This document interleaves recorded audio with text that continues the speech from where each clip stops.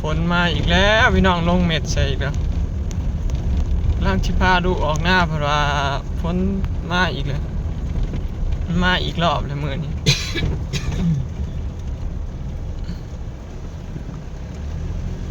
เราจะก่อนกระดำได้ลายได้เขาก็ได้เนาะอย่าง คันมาแห้งมื้อนี้คันมาแบบ2-3 มื้อเรียนนี่ยันคณะปุยไปอีกอยู่ เขาว่า ฝนตกพี่น้อง เขาว่าเนาะ อืม เกี่ยวกุ้ง ขนของออกหน้าเนาะเมียอยากออกไปเล่นหน้าอาลีพาอาลีออกไปเล่นหน้า ไอ้ก็มักโม่มันหายมาย่ามมือได้หายต้องหลบป่ะ เบิ่งผู้คน สบายดี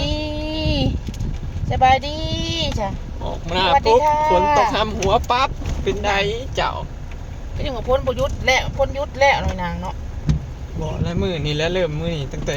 วันที่วันที่17อายุเขาชิงแล้วลูกเนาะ ไอ้น้ อูเปียก ำสวมบ้านเจ้าแหงบนลงแล้วไม่ได้ตัวดีหอดตีนวัดเลยหน่อยนางมันมาแล้ว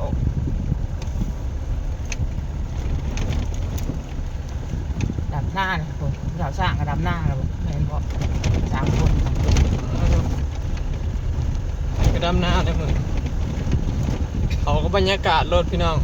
ฝนตกดำหน้าบ่มีเมื่อยไถหน้าก็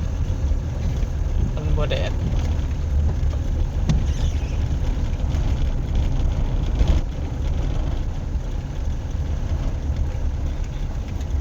ออกหน้าบ่ลูก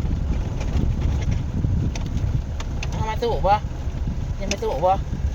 มีใครอยู่แล้วไฟก็ไปดำนาเลย แล้วก็นี่เบิดออกมาก็อยู่กันชิเก้าเอาร้านคือเก้าโอ้เขานี่เบิดเลยว่ามีจะคนโหไปเบิดเลย ลงมาดำนาหมดแล้วก็จะหาซอยนั่นเองมีใครอยู่แล้วมีทบุญเรากับพวกเสียงเติม เพื่อน อ้ายหอดแล้ว แต่มาจะคลองเบิดแห้งเนาะลูกเบิดแห้งแล้วเมื่อยแหล่แล้ว เนี่ยออกมาก็บ่เห็นไผอยู่เลยบ่าย เออนี่ป่าทำกับจังหวัดไหนบอก ไปทำใส่ขึ้นเทียงเทิงยังบ่ลูกดอก ก็อีมือนี่โว้ยมือแม่ก็โกอันนี้ เนี่ยยกใช้อยู่นั่นแม่เฒ่าแล้ว ว่าอีไรอยู่น้ำไผ่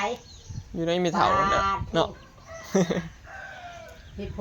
บ่นอนคือถึกเบลบ เป็นอิหยังบอก มันเจ็บผืนมันอันน่ะ มันตันดัง เป็นอย่างดังบ่ไม่ขี้โมกเลยนางถ้าลูกเจ้า ชิวมีขี้มูกเลยดูดปูดออก มีต้องลูกเด้อ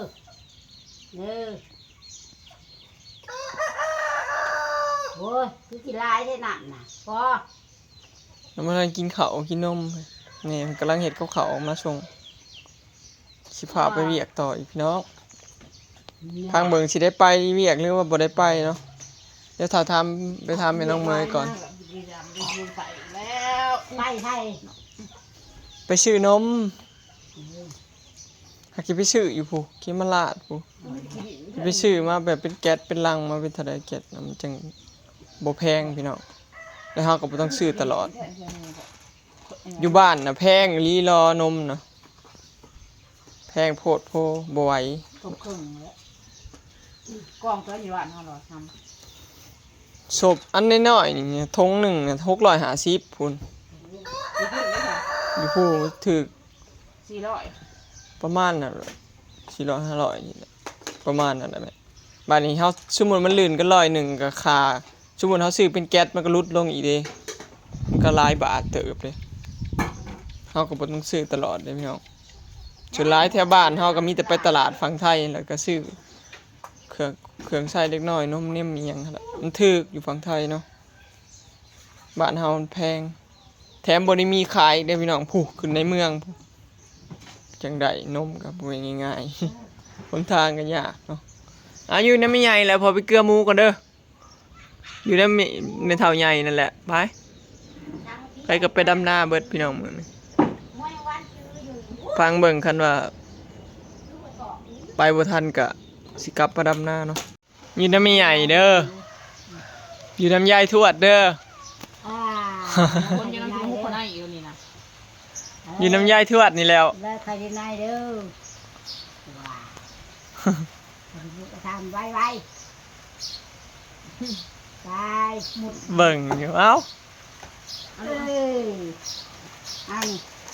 อายคน น่า นี่ กินมากเอาไปเลยดิคนบอก ฝนตกเลย คนที่ถือคนนี่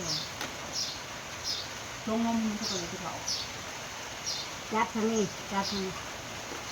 เดี๋ยวบ่อ้อยกับสิเมื่อก่อนพี่น้องวันนี้เนาะ จับทางนี้ เดี๋ยวมือแยกก่อน เอาแหละ เดี๋ยวสิแวะถามแม่น้องเมย์จากสิเมื่อเวียกเลย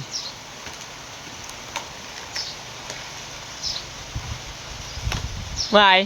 พอเมื่อก็เด้ออยู่กับแม่ใหญ่เด้อสักหน่อยมาเด้อแล้วกันเด้อเมื่อกันเด้อบ๊ายบายบ๊ายบายเร็วบ๊ายบายสักหน่อยมาโอเคบ่โอ้ยอยู่ในเฮือนน่ะทงหนึ่งชื่อมาแพงเฮ้ยโอ้นอนเล่นอยู่ปีตอนนี้ก็เจ้ากำลังโลกะพี่น้องพอทอเลื่อนจากคนมาโลกะแล้วเราก็ดำอย่างเดียวเนาะ แล้วชิอยากไปถามแม่น้องเมย์กันพี่น้องว่าไปตอนนี้ท่านบ่เนาะพอน้องเมย์เอารถไทยมาเองพี่น้องมาไทยซอยพอทอเลื่อนมือนี่ว่าสิบุกซอยเราให้มันแล้วคันเฮายังบ่ทันดำก็สิไปทางผู้แหละเท่าแหละผู้แหละบุกซอยพอทอเลื่อนให้มันแล้วก่อนแล้วป่ะขับรถไทยมาเองเลยมือนี่ ขับรถไทยมาเองเลยมือนี่ เอาลูกไข่มาคือบ่มีคนเหมือน รถไทยมาบัดคนบ่มีเนาะบ้านอันนั้นลงพื้นก็จะบ่ได้มาอีกบ่แนวลงไปคือมีแต่คนบ้านเฮา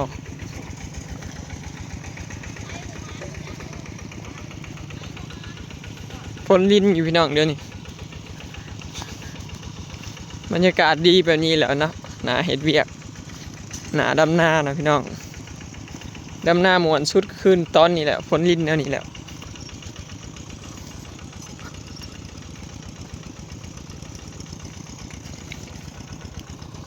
ได้ลายให้เติบเด้เมื่อวานนี่กะ จ้างคนละ200พี่น้องเมื่อวานเนาะลูกกะกับ2.5 บาทเรือสำนี่นะพี่น้องอังนี่ก็เรือแถวเดียวนี่แหละลงไปหอดกกอันนี้เด้หอดกกคามหอดกกอันมักซิดาเนาะแล้วก็โง่มาบ่อนพอทะเลินไทยแล้วก็เบิดพี่น้อง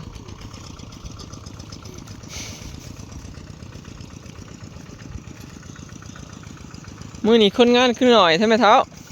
เข้าผมมาเข้าไปทั้งใหม่ ไปทางไม้เลย เข้าไปห้องเจ้านุ่มดี ห้วยจ่ายเงินเขาแล้วเขาก็แล้วแต่เขาสิไปแล้วบ้านเขาบ่อึดทางไปเด้พี่น้องนะเขาจ่ายเงินแล้วคำว่าท่านดำหน้าขึ้นจ่ายเงินปุ๊บแล้วมันเขาแล้วแต่เขาสิไปได้บ้านบ่ได้ให้เงินหลายเขาก็ไปทางนั้นมันได้ไกลพอเดี๋ยวนี้เขากำลังเริ่มเกกันได้แต่บ้านเฮาบ่ได้แต่คนบ้านเฮา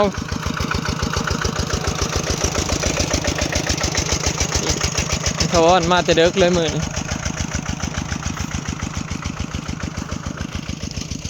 เอารถไถมา2 คันเพราะว่าคนบ่มีบ้าน คนบ่มาซ้ำพี่น้องพูนคู่แฝดดำหน้าอยู่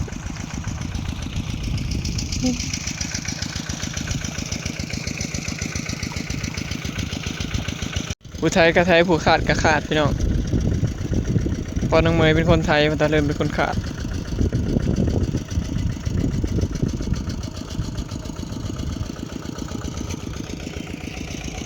สรุปบ่ทันซ้ำพี่น้อง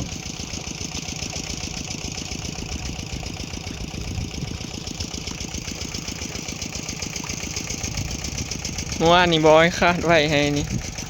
จักแข็งบ่แข็งแล้วเจ้าคำก่อนขึ้นแข็งบ่เจ้าแข็งเยอะ เมื่อวานนี่ขาดไว้เนาะขาดปลาไว้เพราะว่าหอดไปเวลาขึ้นแข็งติ๊บอ่ะ ขาดปลาไว้เขาดำแล้วแล้วกัน ขาดไปเขาดำแล้วเราเศร้าอันนี้ไฮใหม่พี่น้องได้ซองไฮเลยสรุปเนาะได้ซองไฮเลยไปพี่น้องเมื่อกันเนาะไปหาเตรียมโตกัน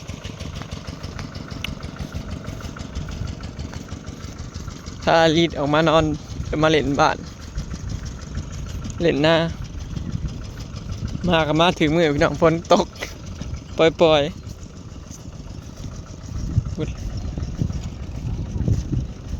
อีกบ่โดนก็แล้วนะพี่น้องดำหน้านี่บ่เฮิงดอกคะแนนคนโลกะให้แบบนี้บ่ค่อยยาก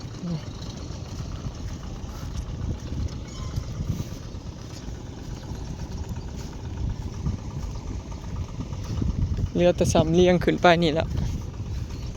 ใช้แพงทีมงานเจ้านั่น เอาผมมาครับ เอาไปทางใดเอาไปทางใด เขาก็ด่าของเขา แต่พอดอกพอกระดำของเขาหรอวะมาแต่บ้านน้องๆพื้นไปเดี๋ยวพี่น้องคนงานเมื่อวานนี่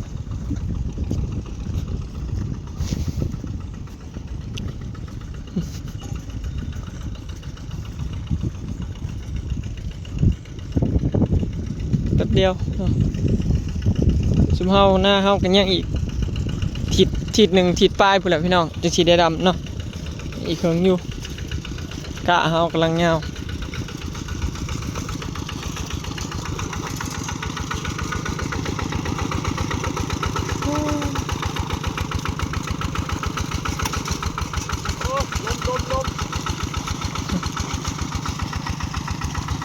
หน้าเท่าเลินนมนะ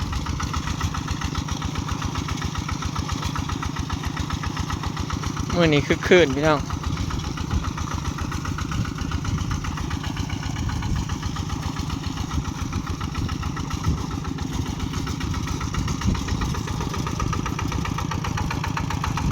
จักหน่อยอัมลาก็ลงมาเลยพี่น้องกำลังเมย ใครจะได้เสียงน้องเอ้ยใครน่าลม หน้ามันจะเลื่อนฝุ่นลายมันอ่อนลมหน้าเฮาพอหน้าแข็ง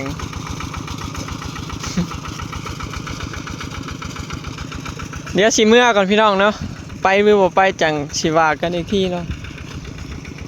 ท่านบ่ได้ไปก็สิออกมาดำหน้านี่แหละเนาะคลิปนี้ก็สิได้โจ้ยสำนี้เด้อเนาะพี่น้องจะได้ก็ฝากเป็นกำลังใจบ่ขามโฆษณาให้เด้อเนาะไปแล้วสบายดี